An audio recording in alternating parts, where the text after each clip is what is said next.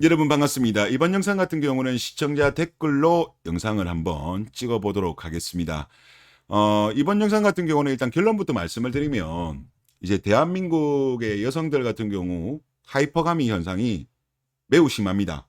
물론 여성은 본질적으로 본능입니다. 거기에 대해서 부정하는 것은 아닙니다만은 이거는 다른 나라와 비교했을 때 매우 심각하다. 매우 심각하기 때문에 이로 인해서 대한민국의 저출산 문제는 혼인이 줄어들기 때문에 이어지는 거다. 이어지는 거기 때문에 이러한 현상이 좀 개선되어야 될 건데 쉽게 개선되지는 않을 것 같고, 그로 인해서 대한민국의 여성들의 조건을 맞추지 못하는, 물론 갖추고 있음에도 불구하고 그것에 대해서 불공정하다고 보시는 분들 같은 경우는 뭐 미타오라든가 아니면 국제 결혼을 선택하시는 것도 좋은 대안이다. 그렇게 이제 결론을 내리겠습니다. 자, 제가 어제 영상에 그런 영상을 올렸어요. 한국 여자의 눈높이는 10년 이상은 안 내려갈 겁니다. 이렇게 올렸습니다. 그러면서 일본과 비교를 했고, 그리고 일본 같은 경우 일본 여성들이 상고, 삼평, 사저 이렇게 이제 진행되면서 일본 여성들이 결혼 시장에서 하는 요구 조건들이 낮아졌다. 이게 거의 15년, 20년 걸렸는데 이제 대한민국 같은 경우도 결국은 그렇게 진행은 될 가능성이 높다. 물론 영원히 그러지 않을 수도 있지만, 대한민국의 특성상 그렇지 않을 수도 있지만 대한민국도 상당히 이것 때문에 오랫동안 혼인 감소가 이어질 가능성이 높다. 이런 내용이었습니다. 그 영상에 이제 내 땡땡님께서 이제 올리신 내용인데요. 이분 글을 한번 읽어보겠습니다. 제가 방금 펜앤드 마이크의 이병태 교수님 강의를 보고 왔는데요. 그냥 어쩔 수 없는 현상이네요. 대충 요약하자면 여자는 기본적으로 상승혼을 갖고 있다네요. 이건 한국 여자라서 그런 것이 아니라 그냥 여자 자체가 그렇다고 하며, 하이퍼감이라고 해서 이 용어 자체가 이 의미가 인도에서 건너온 단어인데, 여성의 사회 진출로 인해 여성의 신분이 높아지고 있는 만큼 여성의 상승혼 욕구를 채울 수가 없는 건 당연한 이치로 보여지네요. 이건 세월의 기간의 영역이 아니라 그냥 본능의 영역이라 어쩔 수가 없어요. 라고 이렇게 소중한 댓글을 달아주셨습니다. 너무나도 감사하고, 제가 요거 때문에 또 컨텐츠를 찍게 되었습니다. 너무나도 감사하고, 자, 이병태 교수님 같은 경우는 제가 개인적으로 매우 좋아하는 교수님입니다. 그리고 이분 같은 경우도 상당히 그 자유주의자 지식인으로서 인사이트가 상당히 좋으신 분이고, 이분이 최근에 저출산 관련해서 시리즈로 영상을 올리고 계세요.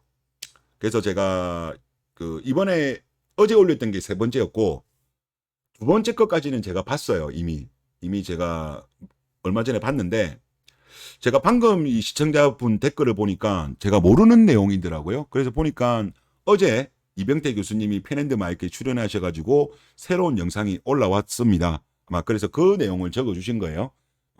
그리고 이 영상이 제가 볼 때 대한민국의 어떤 지금 저출산과 혼인 감소와 그리고 이를 해결하기 위해서 무엇이 본질적으로 이루어져야 되는지에 대해서 제가 최근에 봤던 영상들, 저도 다른 영상들 많이 보거든요.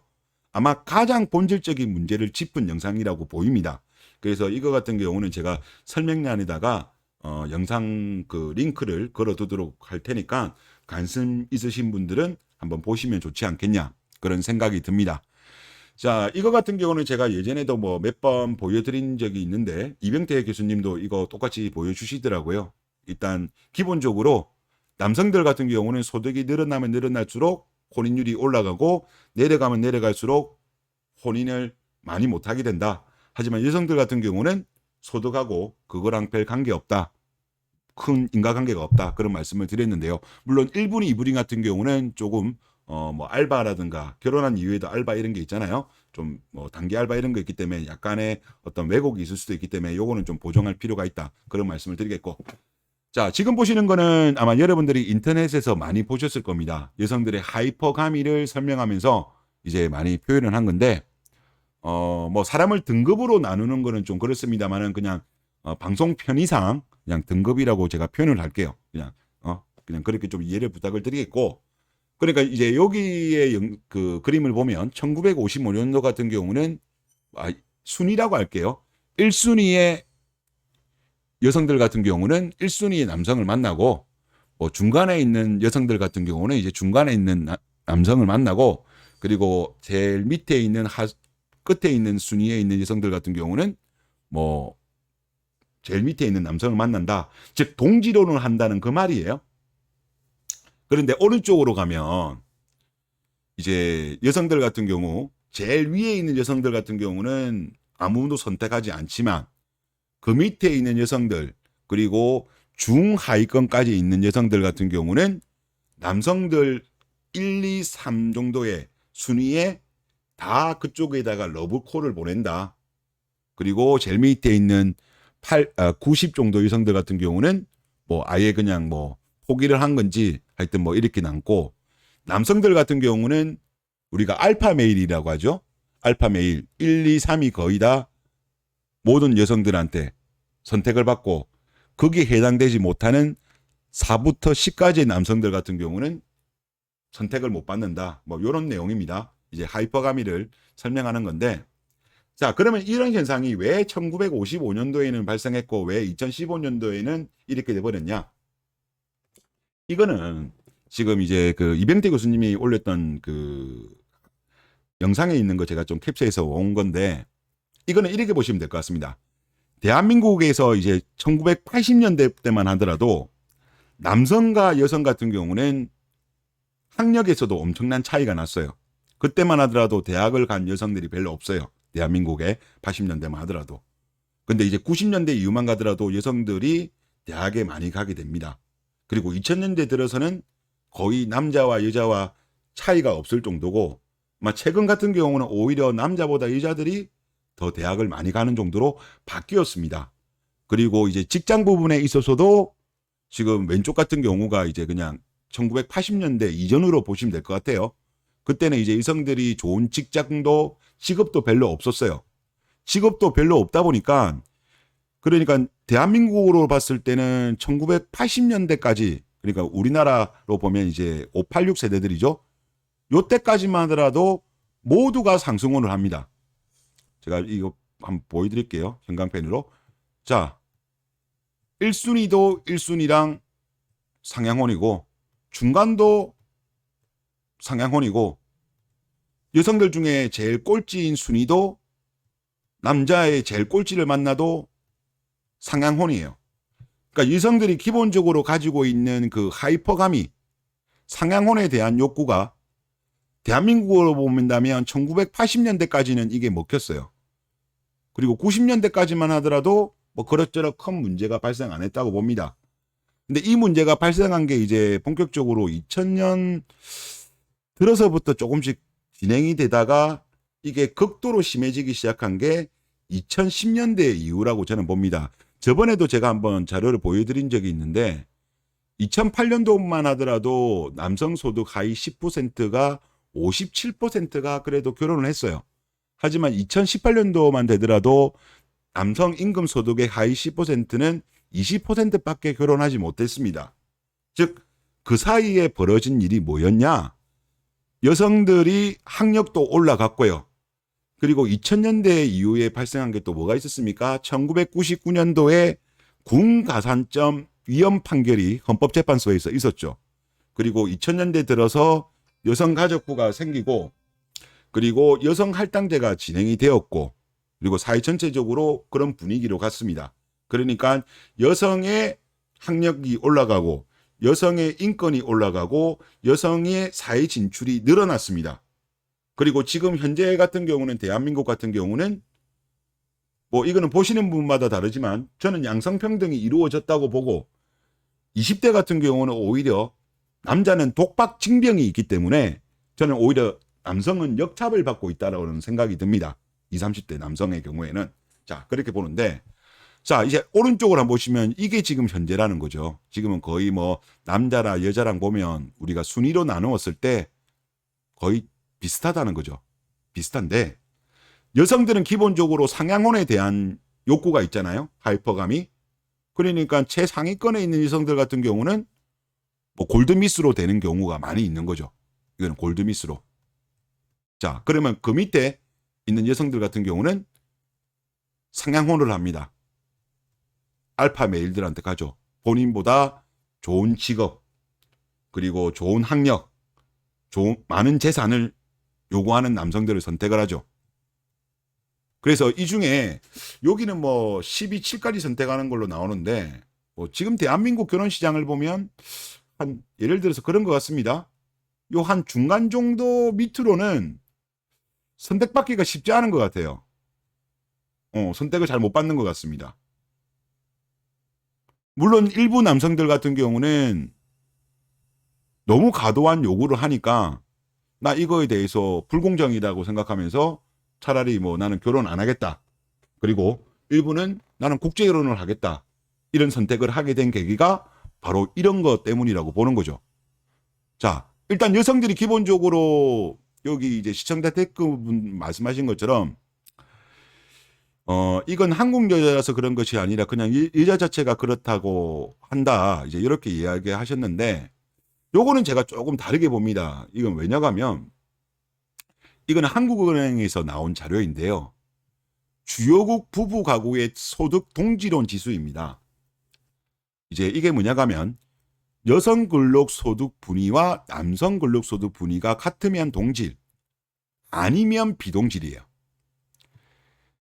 1배에 가까울수록 소득 고려 없는 무작위 결혼이 많다는 겁니다.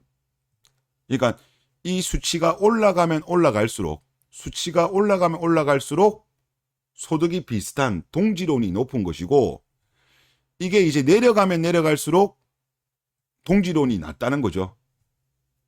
하이퍼가미가 심하다는 겁니다. 이제 이병태 교수님도 그 말씀을 하시더라고요. 이제 이게 이제 어떤 동양적인 가치 때문으로 이제 보시던데 그러다 보니까 서구권 같은 경우는 동질혼이 그래도 꽤 많다. 뭐 비슷한 수준의 남자와 여자가 잘 그래도 매칭이 되는데 한국이라든가 일본이라든가 대만 이런 동양권 같은 경우는 그런 현상이 상대적으로 덜하다. 하이퍼가미 현상이 더 심하다는 거죠. 자, 이 자료를 보더라도 34개국을 조사를 했을 때 지금 대한민국이 1.16으로 동질혼 지수가 가장 낮아요. 즉, 이 말은 여성들의 상향혼이 34개국 중에서 가장 높다는 겁니다. 그리고 이게 대만 같은 경우도 1.22, 일본도 1.32, 즉 동아시아죠. 지금 대한민국도 그렇습니다만 지금 뭐 일본, 대만, 한국, 중국, 홍콩 여기 보면 전부 다 지금 저출산이 학교 출산율이 거의 전체적으로 거의 다 바닥권에 있는 나라들이죠. 자, 상대적으로 보세요. 밑으로 보면 이제 뭐 헝가리, 프랑스, 영국, 캐나다, 미국 이런 데 같은 경우는 동질혼 지수가 높습니다. 지금 33개국 평균 여기서 한국을 제외했을 때는 1.6이 나와요. 평균이. 근데 우리나라 같은 경우는 1.16이 나오는 거죠. 1.16이. 그러니까 우리나라가 그만큼 대한민국 여성들이 심한 하이퍼가미가 있는 거죠. 일본도 이 과정을 겪었죠. 일본도. 그래서 저번에 제가 영상 올린 거가 뭐였죠? 그 영상에도 제가 일본 같은 경우도 일본의 버블을 거치고 그리고 버블이 꺼지는 과정에 여성들이 요구하는 조건이 상고, 그 다음에 삼평, 사조로 이렇게 이제 눈높이가 낮아졌다는 거죠. 그러니까 일본 같은 경우는 이제 많이 정상화됐다고 봐요.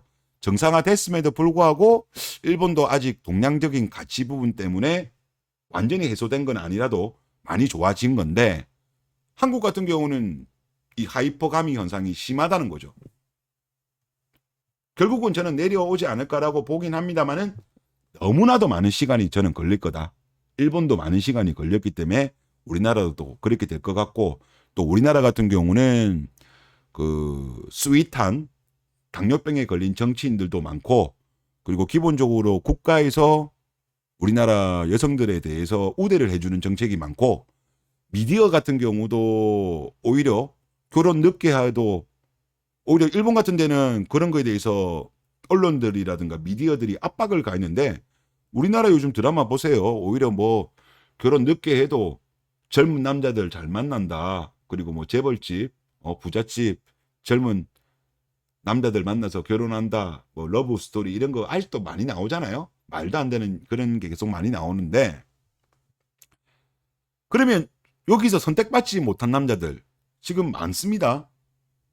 그러면 이 남자들은 어떻게 돼요? 둘 중에 하나밖에 없죠. 믹타오로 가든지 비혼을 하든지 아니면 국제결혼을 선택하는 거죠. 그리고 요 중에서도 선택받은 분들이 있을 겁니다. 지금 선택받았는데 아니 여자는 보면 해온 것도 없어. 마이너스 마통 뚫었어. 마통 뚫고 오고 집불 모은 것도 없는데 남자한테는 뭐 아파트는 준비하셨죠? 그리고 뭐 연봉은 뭐 어떻고 부모님들 뭐 노후 준비는 다 되셨죠? 이런 등등등 과도한 요구를 하니까 아이 그럴 바에는 그냥 그것도 나이라도 어리면 몰라. 나이도 또 많아. 30대 중반 정도 돼가지고 그런 또 요구를 해요. 그러다 보니까 나중에 또 아이도 좀 건강한 아이가 안 태어날 리스크도 있고 그러다 보니까 제가 볼 때 대한민국의 현상이 지금 국제 결혼을 선택하시는 분들이 계속 늘어나고 있는 것 같아요. 그래서 제가 제 영상에도 최근에 댓글을 보면 국제 결혼이 답이다 이런 분들이 글이 많이 올라와요.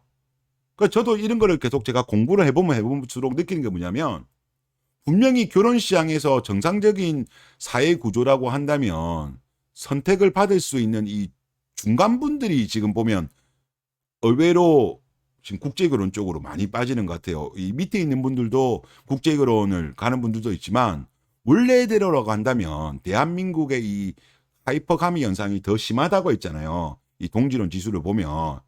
그래서 원래는 그런 선택을 안 하실 분들이 국제결혼으로 지금 많이 늘어나고 있는 것이 아닌가 그런 생각까지 들게 되었습니다.